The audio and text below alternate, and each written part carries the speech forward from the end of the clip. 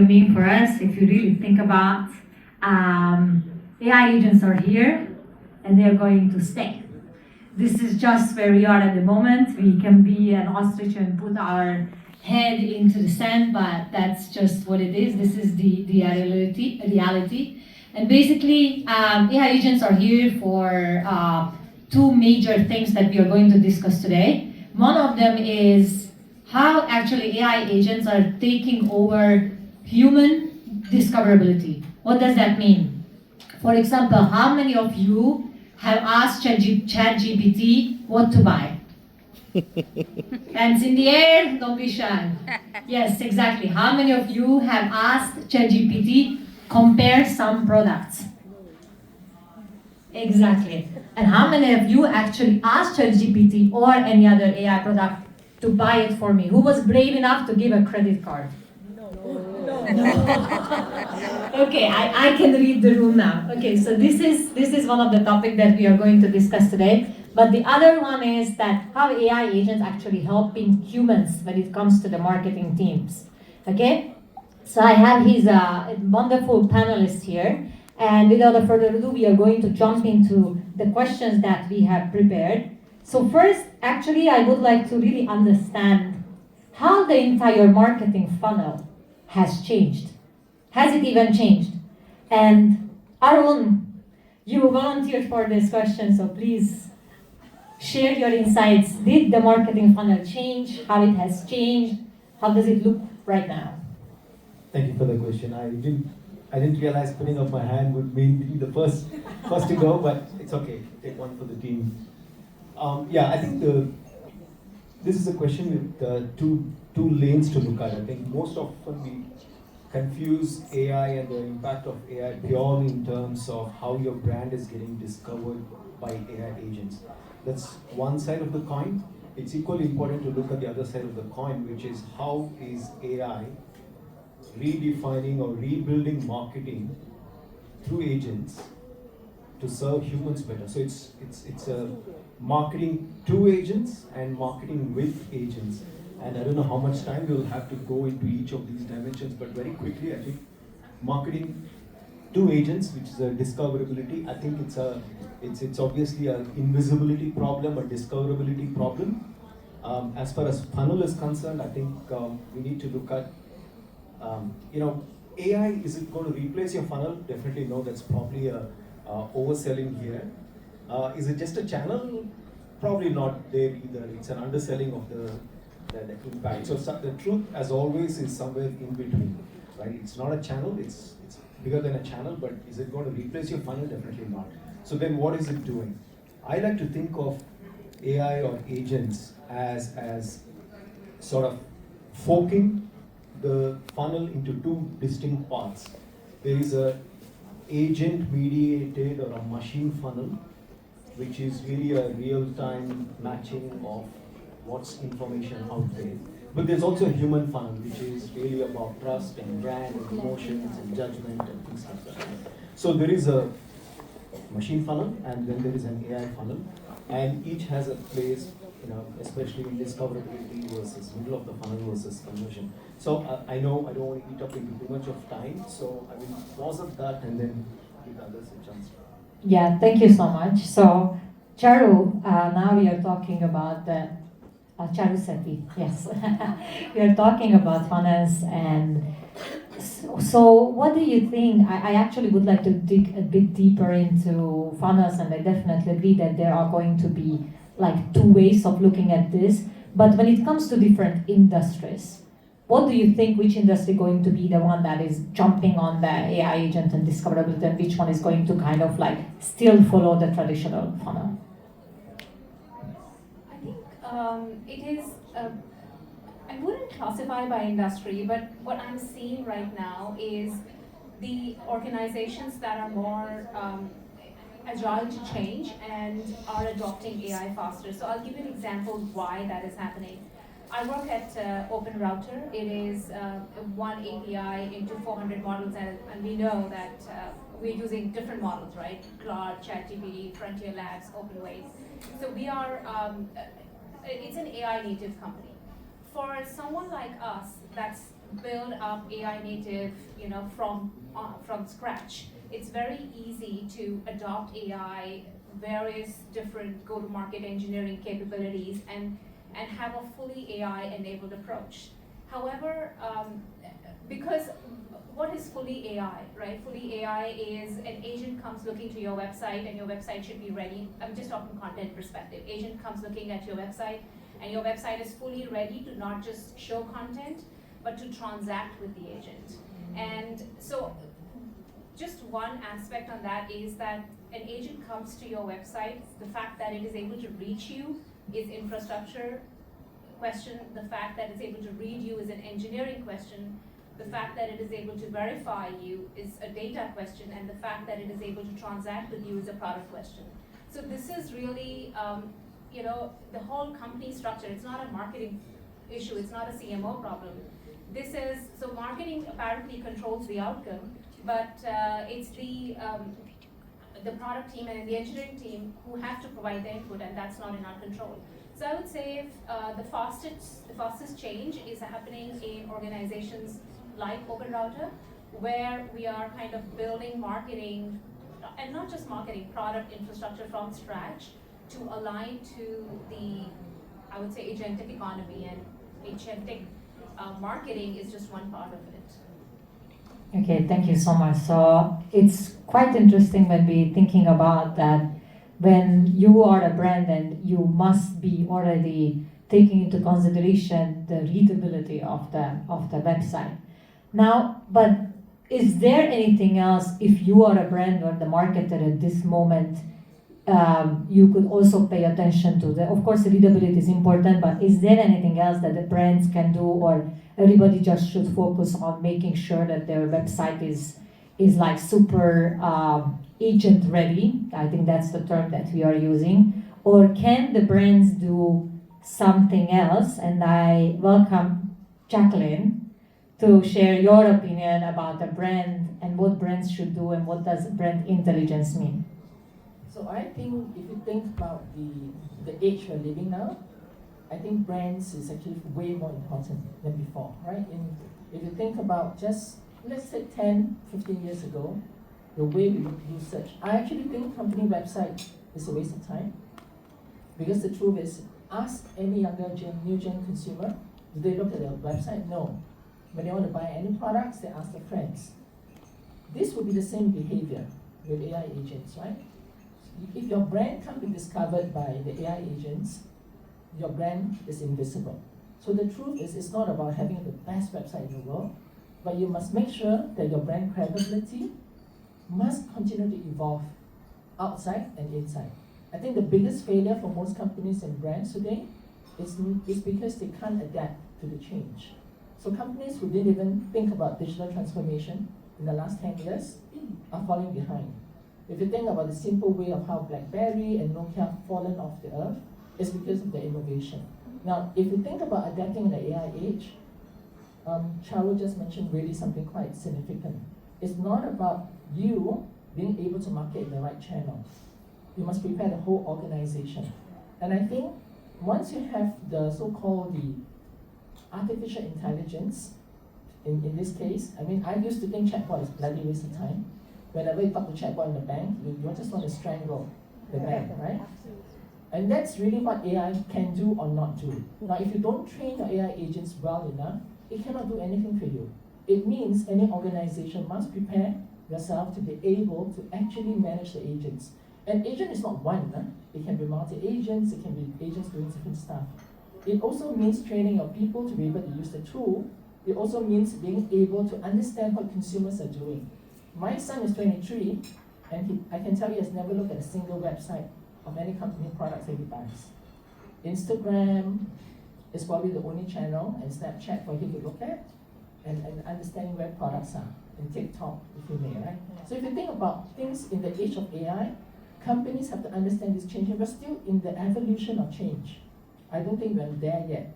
And you hear about all the companies about using up tokens and burning. I don't think agents will replace humans, but it's how we coexist with the new agents. So I think all companies will have two kinds of workforce in future. You will have your staff, which you train and actually manage them well. but you have your AI agents that you should also train and manage well to do the tasks that you well. And then you must know how they coexist together in the new organization. And that's what I call a living brand. Brands from now onwards will be living and breathing and continually learning itself. It's machine learning, which means you have to train the machine, teach the machine, and learn, and you have to evolve. Companies who can't adapt in the next 5 to 10 years from now, you will fail. And by 2030, when IBM Computing launched quantum computing, the speed of computing is even greater than today. And you're not ready for quantum computing, you will be invisible and left behind. You'll be the Nokia of the past or the Ericsson. Yeah, thank you so much. I believe and very much agree with you when probably in like 1 or 2 months, people are going to ask you or the founder, how many people working at the company? The answer is going to be, I have 20 human employees and 30 AI employees.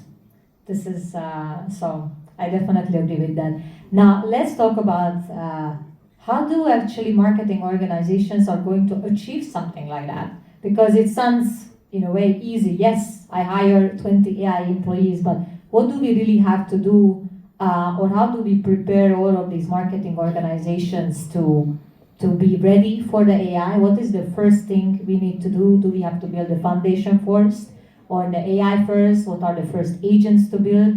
And I would like to ask Naman, ready? I think you will be the best person to sort of answer this as the architecture person, so I would love to hear your thoughts. Thanks, Nico. I think that's a very good question, and the answer can go on and on for 1 hour, 2 hour presentation. But we need to understand that the way we look at agents in today's world is going to evolve as well. Let's take a step back. There was a question about, we talked about research, how we do research. So chatbots and all, when they were invented or when they were kind of deployed, we have various LLMs that we interact with. But how much of it is kind of retained? How much of it is they are able to recall instantly? That's an infrastructure issue that you're looking at. But what is most crucial is how do you apply it? How do you make that decisioning around it? Now, for example, I'll cite a specific example. Air Canada deployed their chatbot that integrated with an LLM that could interact with their customers. And in a particular scenario, this particular bot or agent talked to the customer and invented a product on the go while it was chatting, it was learning, and it gave a refund to that particular customer while he was buying something. And then Air Canada went back and said that no, we cannot give you, blah, blah, blah, and then there was a lawsuit around it. But tribunal sided with the consumer because this chatbot is representing the company. It's not like somebody has bought it off the market or something like that. It's not my invention. So all the enterprises are going to be responsible how they are going to deploy it, and that kind of leads to the governance problem. How you're going to govern your agents when you have like 30 or 300 or 3,000 agents deployed to do a certain task. How are you going to go about it? And that's where you need to kind of have, we call it three approaches. Human out of loop. There are certain decisions you don't need humans to take care of. Then you need human on the loop. I mean, you make the decision, but you keep humans informed. And then human in the loop. Whatever you do, you get confirmed or ratified by somebody in the governance or something of that sort. So I think this is where the entire agentic approach is heading, I believe, where we construct a strong governance around it. Doesn't matter, I think infrastructure, compute power, decisioning on the edge is going to be all very, very crucial and important. But the underlying foundation is how you're going to have your data governance, how your disjointed systems, different databases, different data structures are going to talk to each other, and how the agents are really going to understand when they talk to each other. Because it's going to be a two-way world. You're not going to sell to consumers or humans at the end of the day. Your agents are going to buy from another agent. So that's how I look at it, and I'll take a pause here. Yes, definitely. The foundation is extremely important, the data governance. I even believe that you need to build first the brain, then the agents, because the brain will be the one that organizational knowledge, and then you build the agents. Now, what are the first agents to build? YJ, would you like to share? What do you think? How do you decide what are the first agents to build? how do you find true usefulness for an agent? Okay, so I think for us at TRM, so we are a cybercrime investigations company. For us, very much in the marketing organization, we largely sell to B2B and also to governments as well. So I think when it comes to say building what's important, for us it's not the masses, right? It's about how do we reach that executive audience. So for us, a lot of the AI agents that we build can come through everything, like everything that we touch on an operational level. Just for example, right, when coming to this event, sourcing of this event, evaluation of this event, all the way to say vendor printing of these banners. This can all be done on AI. But when it comes to say meeting the humans, meeting the buyers, that's something that we always keep human in the loop, as Arun has mentioned. Naman. And that would be where we put human diligence, where we place human diligence for the AI process. Now when it comes to say what to build and what to prioritize, a lot of the times we build it back to our objectives. So I think many of us here probably already have AI workflows involved, but what's important is for us to orchestrate. And on top of that, something that I like to do with my teams is to always have something called a context file. So a context file basically just crawls through all of the work that you guys do in your own companies. It gives the AI the brain, and on top of that, allow them to help you make better decisions and have that feedback loop all the time when it runs. So I think when it says prioritization, it's always back to business objectives, right? And how marketing drives that. And with the AI flow, it just helps us to get there faster and in a much more efficient way. Yeah. Thank you so much. And then how does it work with the smaller brands? You are a founder, but the founders, we know they are also CPOs and CMOs and CFOs and everything at the same time. So what do you feel like, what is really the workflow that you automated first? And then you can give us like an actual concrete example and whether it was a good decision or not. So this is also welcome to share. If anybody also after this, welcome to share like a sort of like a failure or something that was not the best decision. That would be also a good learning point for the people in the audience. Hi. For automation, I must say that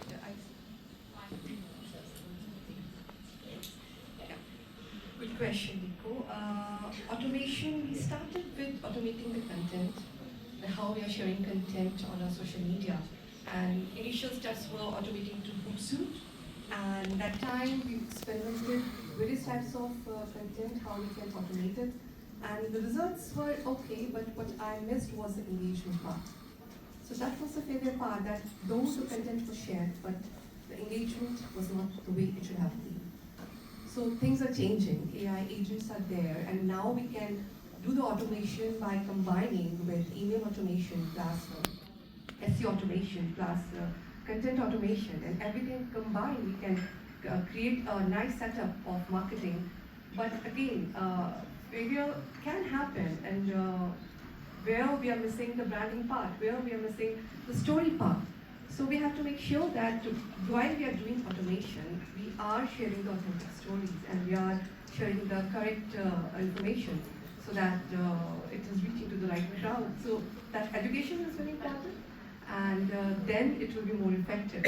So yeah, this is from my side. Thank you so much. Actually, about the AI generated content, I can also add a little bit.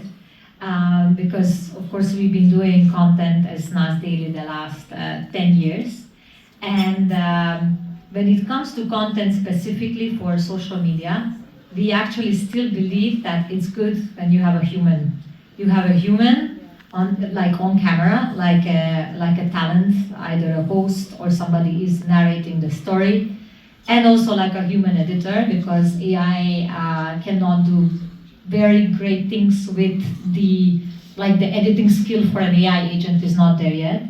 But when it comes to the ads, actually we realized, especially meta ads, that they work really well with AI generated content. And for some reason people just don't care that it's AI generated versus a human is telling you buy my product. So like the AI GC is really something that we tested out with multiple clients, and it actually does work. Okay, so we have another 5 minutes. If anybody would like to share, and don't be shy, if you felt like you implemented AI agents or you started something, in this case, or like you spent a lot of money and then you are like, okay, this was actually a bad decision, welcome to share. So open the floor. Maybe I'll just share one big idea. I've been building brands for the last 30 years. So we use Samsung, we use Apple as part of this process. I would say that one important thing for any organization or brand to do is go back to what I call the body, mind, and soul. Number one, in the heart of the brand is the brand DNA that you must define right before you do anything. Because if you don't get that right, you can be amplifying nonsense, right? So body, mind, and soul, meaning the body, which is where we talk about the infrastructure of how you actually build intelligence infrastructure for organization. Make sure you understand what that is and what is needed. The mind is where we talk about the AI brain and how you want to actually get it out. So the entire philosophy of how you actually want to train the mind of the AI must be there. The soul is where the human interaction will come in. Now, any brands who just rely on AI in the next century will fail. It has to be a human and machine coexisting to actually amplify the next future. Thank you. I think there was quite a bit of mentions of AI brain governance. I think Naman spoke about governance. So I want to share a personal experience. So I run Growth Forge Asia. Essentially what we do is, in very simple terms, we take tenure, experience and human judgment and package that into AI software. Very simple, right? So for example, recently we released a product called Anvilio. All it does is it takes GTM and revenue processes that you use to advise clients, package that as software, right? So in the building of that product, a few things stood out. So we spoke about the brain and how it's important to ensure that we create certain desirable behaviors and avoid undesirable behaviors. So if you think of building an AI agentic organization, you're actually trying to replicate a human organization.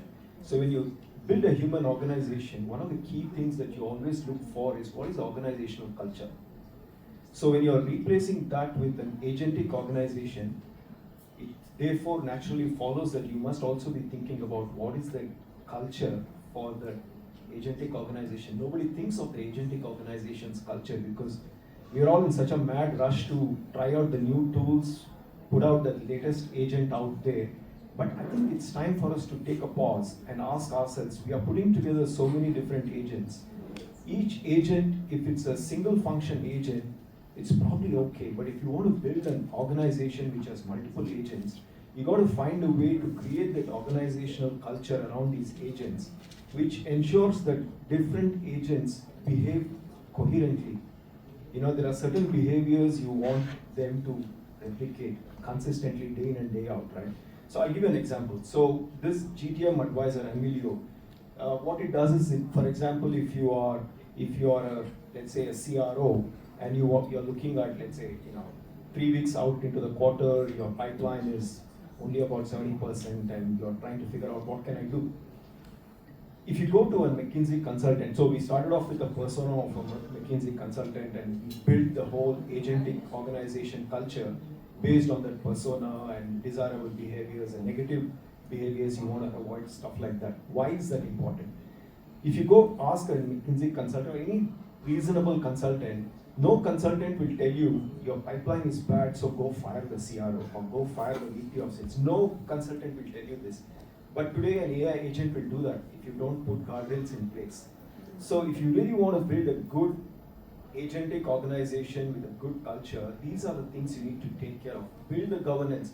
So when I was building Anvilio, my first step was not to try out tools and build an agent. It was to write a 26-page constitution. So you got to build a constitution which then becomes the defining framework for your agentic organization's culture. So I know we're going to run out of time very shortly. So I just want to, if there's one thing I want to leave behind, it's easy to build an agent today. You have many tools. You don't need coding, low code, no code tools are available there. But please pay attention to what is the culture you want to build.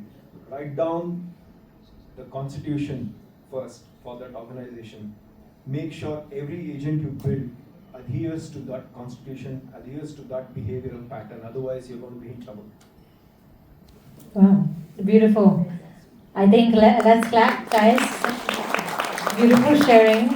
We learned so much, and then I also just wanted to wrap up with that it's a lot to discuss, but really having that sort of foundation, what you just mentioned, Aman also mentioned, Jasmine mentioned, I think everybody mentioned, that's something that I can take away. It is the most important, because everybody can build agent, but can you build a good agent, and how do you build a good agent that they already know so much about your company, so they go back to the brain, get all that information, because the brain is already trained and knows everything about your company, about your marketing organization, connected to your CRM and everything, and that's how you basically can bringing the culture in to really help your team, because you don't just build agents for the sake of building agents. So I hope that you learned something today. Thank you so much again, everyone.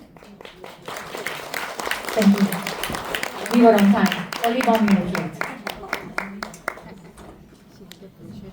Panelists, please be on stage.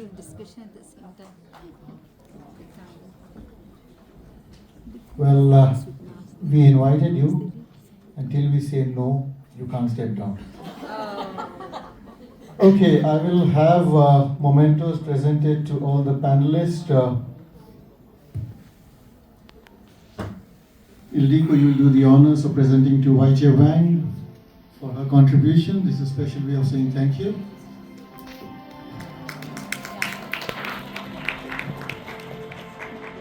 Maybe the panelists could.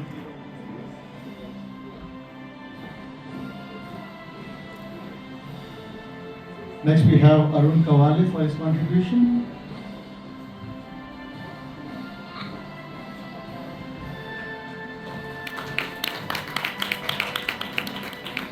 Charu Sethi.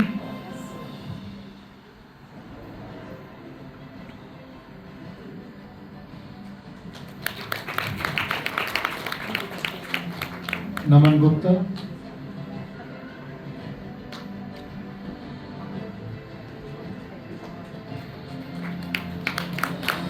Jacqueline.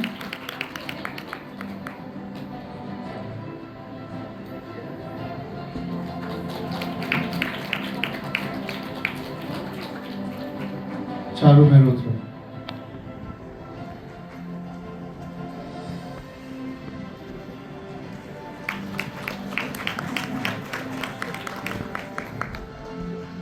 And for Diko.